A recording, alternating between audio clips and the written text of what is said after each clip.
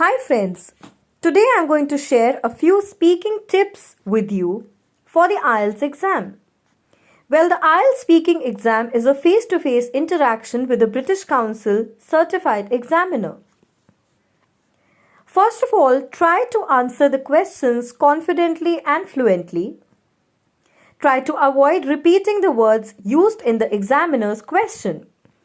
Use your own words to show the examiner your full ability.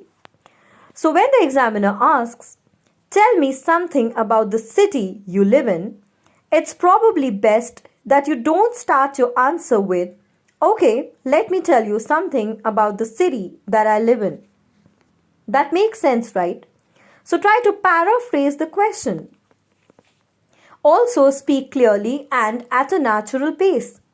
If you speak too quickly, you may make mistakes or pronounce words incorrectly.